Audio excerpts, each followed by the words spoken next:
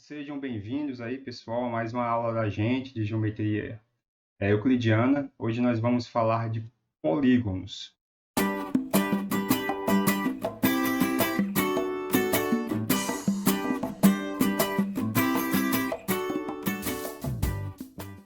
Então, essa parte que nós vamos falar, eu espero ser breve, porque o nosso objetivo aqui nas aulas é sempre ser o mais sucinto possível. Então, a gente vai tentar ser objetivo.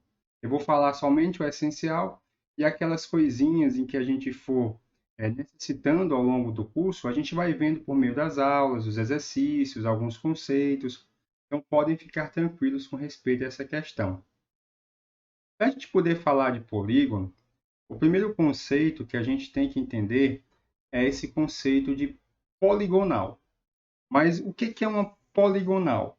Pessoal, uma poligonal é uma sucessão de segmentos, como vocês podem ver aqui, ou seja, uma sequência de segmentos, um caminho de segmentos. Tanto que a gente muitas vezes chama de poligonal, ou poligonais, né? Ou caminho poligonal.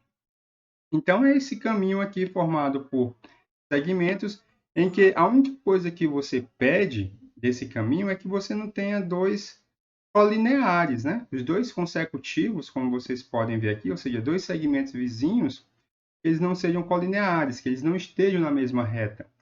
E aqui surge até esse conceito novo, né? O que são pontos colineares? São pontos que estão sobre a mesma reta. Então, toda vez que vocês ouvirem essa palavra colinear, significa na mesma reta. Então, o caminho poligonal é simples de entender. Esse caminho poligonal, ele pode ser aberto, como vocês estão vendo aí, é um caminho aberto, ou ele pode ser fechado.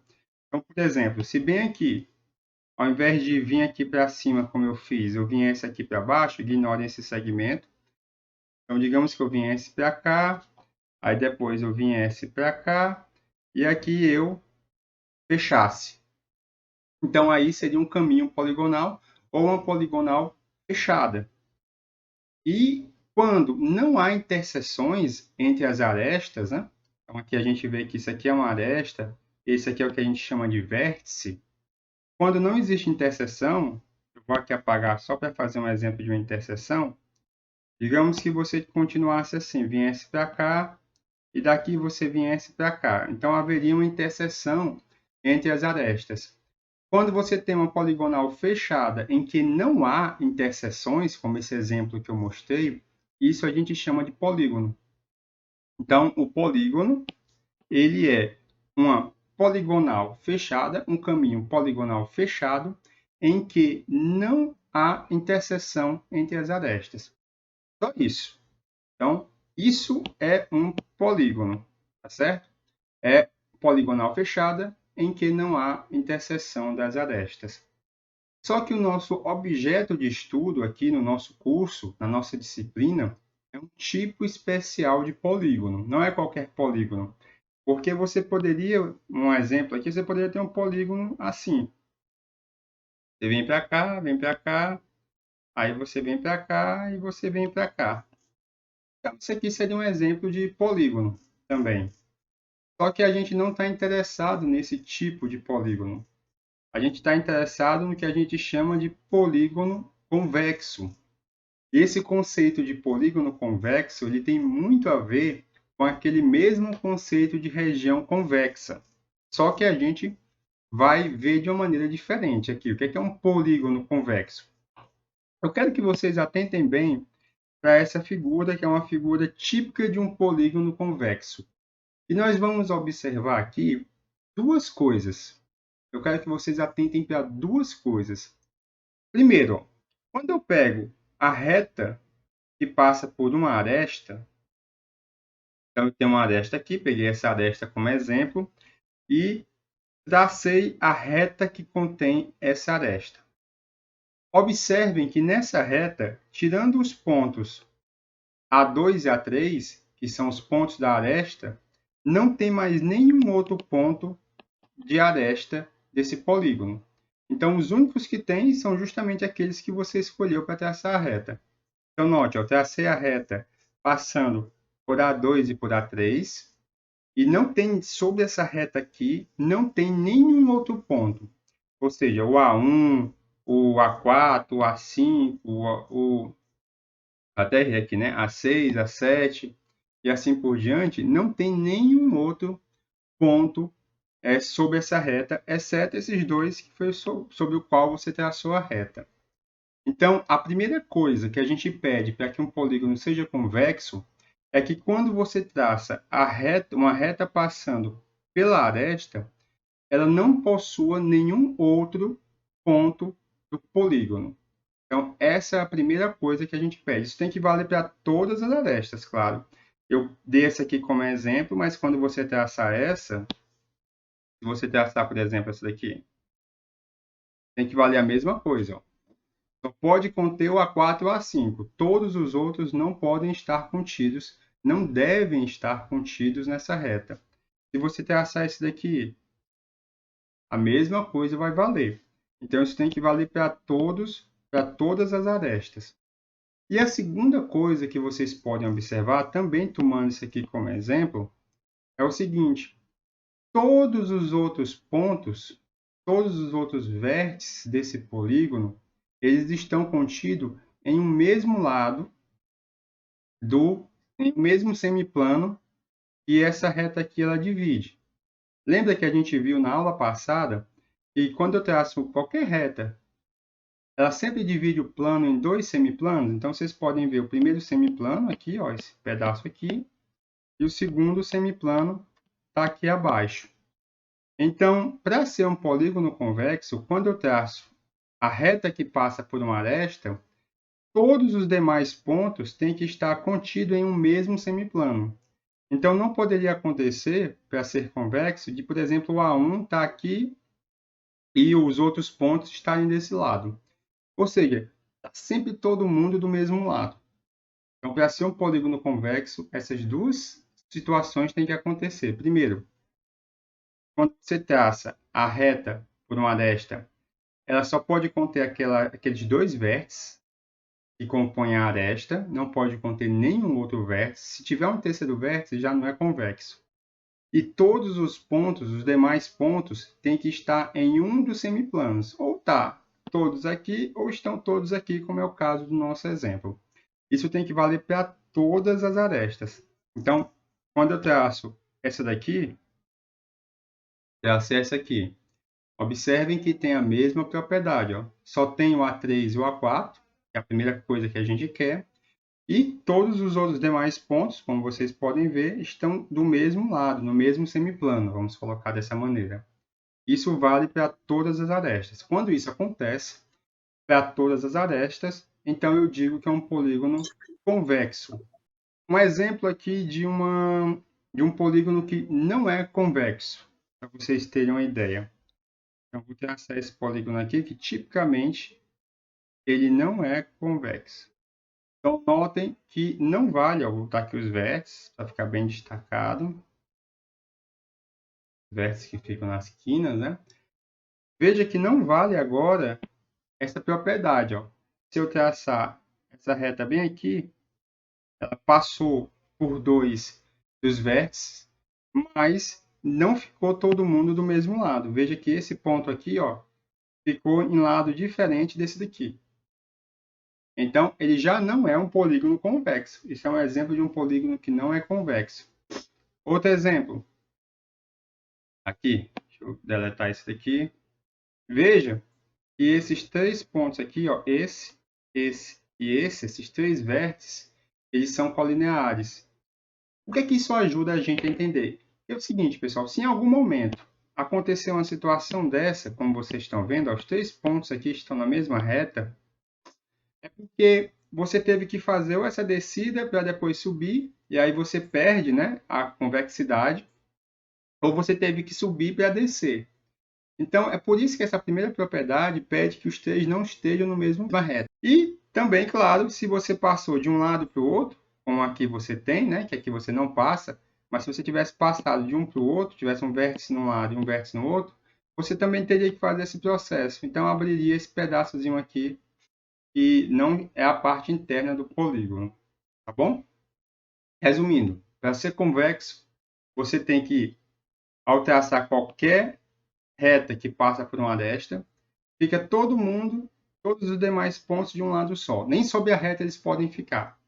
Então, é essa a propriedade final, para a gente lembrar o que é um polígono convexo. Eu coloquei isso aqui, clicando aqui, mas olhando para a figura é mais fácil de entender do que você olhando para a definição formal do que é um polígono convexo.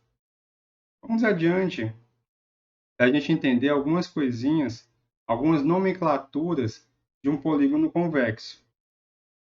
Então, vejam, a primeira coisa que a gente tem que notar, as principais partes do teu polígono, você tem os vértices, tá certo? Que são os pontinhos que ficam nas quinas, né? Ou nos finais dos segmentos. Então, aqui eu estou representando como se eu tivesse um polígono de N lados, por isso que eu coloquei esse reticências aqui.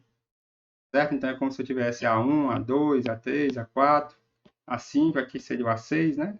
A7 e assim por diante. Então, você tem os vértices, que são esses pontinhos que ficam nas quinas, nos finais dos segmentos.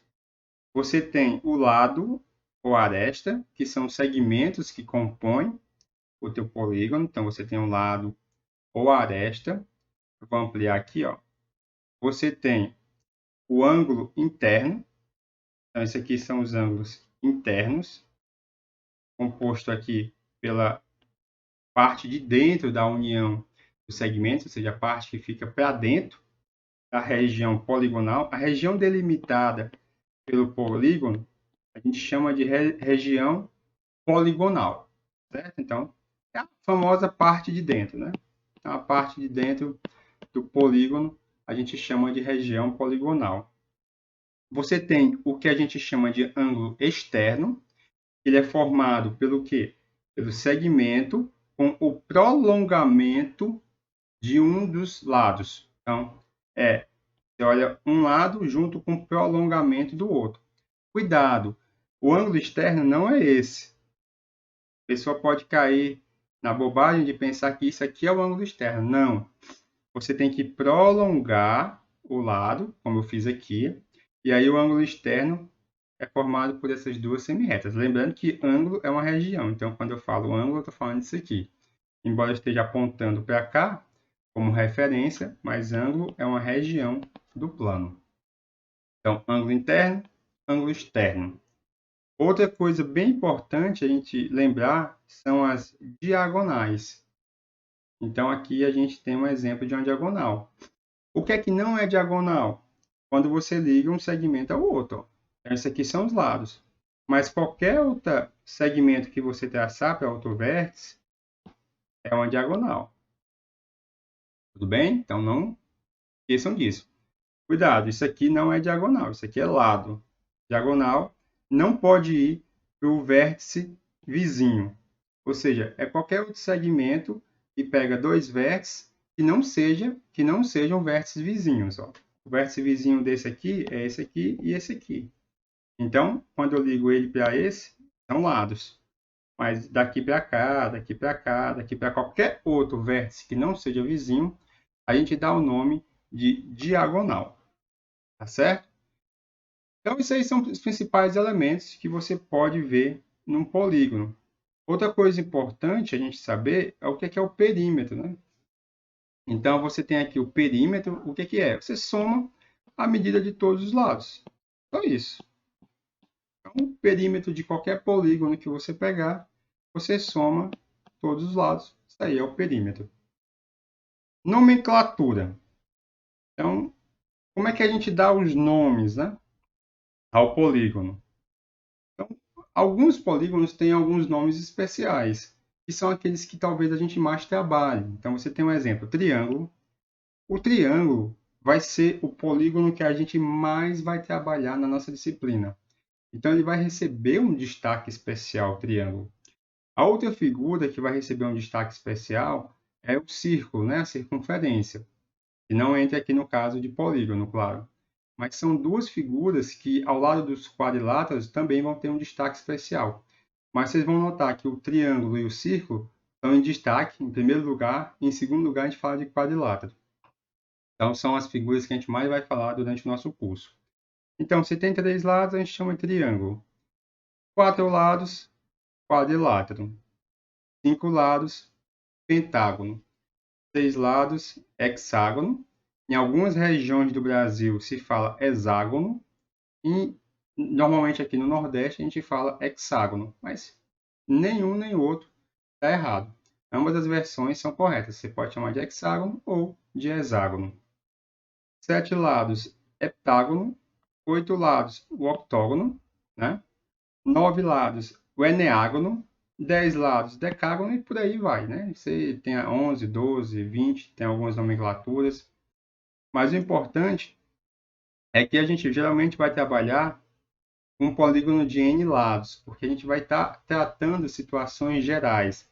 E aí, para se referir a um polígono de N lados, a gente coloca o N e o ágono ao lado, certo? Então, N ágono. Cuidado para não confundir com o de 9 lados, né? N ágono, né? E a maneira de falar é a mesma, N ágono, né? Um N ágono. Então, de uma maneira geral, a gente vai estar trabalhando aí com triângulos e quadriláteros, vão ser as figuras que mais vão aparecer para a gente. Algumas outras figuras são bem legais de trabalhar também, como o hexágono. O hexágono é uma figura bem legal de trabalhar, porque normalmente ele tem muitas propriedades interessantes. Uma coisa, embora aqui tenha ficado esses segmentos, só por uma questão de ilustração, eles estão com o mesmo comprimento, obviamente eles não precisam ter o mesmo comprimento. Aqui vocês podem ver o caso de um polígono convexo regular, esse caso da figura, ou seja, em que todos os lados são iguais. Mas isso é uma exceção. Polígonos que a gente vai trabalhar, os triângulos, quadriláteros, pentágonos, hexágonos e por aí vai, não necessariamente precisam ser regulares. Eles podem ter lados distintos, né? Lados com medidas diferentes. Então, fiquem atentos também a essa questão. E aí eu queria encerrar a nossa aula fazendo essa proposição aí. E se você pega um polígono de N lados, então eu consigo saber já de imediato qual é a quantidade de diagonais dele. Então, todo polígono com N lados, lembrando que esse N é uma referência à quantidade de lados, mas você sabe que se ele tem N lados, ele tem N vértices também, né? Lembra do triângulo. O triângulo, ele tem 3 vértices, 3 lados. Quadrilátero, 4 vértices, 4 lados. O pentágono, 5 vértices, 5 lados. Então, tem essa correlação. A quantidade de lados é a mesma quantidade de vértices. E a partir desse N aqui, a gente consegue, então, calcular a quantidade de diagonais. E é uma conta relativamente simples da gente poder fazer. Ó. Vamos fixar, como eu coloquei aqui, um vértice. Fixe esse vértice aí que eu estou chamando de A1. Quantas diagonais eu consigo traçar a partir dele? Veja, para eu chamar de diagonal, eu só não posso traçar ou fazer ou contar com esse vértice e com esse vértice, que são os dois vizinhos. Qualquer outro vértice, como esse, são vértices para o qual eu posso traçar uma diagonal. Encarem como se aqui tivesse N vértices ao todo, né? Então, aqui tem N vértices ao todo. Se eu não posso traçar para esse, eu não posso traçar para esse. E, claro, eu não traço para esse, eu não vou traçar do vértice para ele próprio. E eu tenho N vértices ao todo. Quantos vértices sobram? Sobram N menos 3 vértices. Por quê? Eu tenho N no total. Eu não traço para esse, nem para esse, porque não chamo de vértice. Então, sobra N menos 3. Então, eu vou escrever aqui, ó. Para cada vértice, temos N menos 3 diagonais. Então, ao todo, se para cada vértice eu tenho N menos 3, ao todo, usando essa conta, nós temos... Você vai somar N menos 3 quantas vezes? A quantidade de vértices que for, porque eu fiz essa conta para esse. Mas eu posso fazer para esse, para esse, para esse, para esse, para esse. Ou seja, você vai somar N menos 3 N vezes. Então, se você está somando n menos 3 n vezes, então isso é n vezes n menos 3 vezes n. Só que você tem que tomar um cuidado. Qual o cuidado que você tem que tomar? Quando eu fiz a conta para esse vértice, eu contei essa diagonal. Quando eu fui fazer a conta para esse vértice, eu contei de novo essa diagonal. Então, cada diagonal está sendo contada duas vezes. Por quê? A diagonal ela é contada nesse vértice e depois, quando eu passo por esse vértice, eu conto de novo. Então, nessa conta aqui, cada diagonal está sendo contada duas vezes. Então, você tem que dividir essa quantidade por 2. E assim, você provou que, dado um n-ágono convexo, você tem n vezes n menos 3 sobre duas diagonais. E é isso. Essa é a nossa aula de polígonos de hoje. É isso que eu queria passar para vocês hoje. Na próxima aula, a gente vai tratar de triângulos. Então, a gente vai ver a definição de triângulos, já vamos ver os casos de congruência e assim por diante.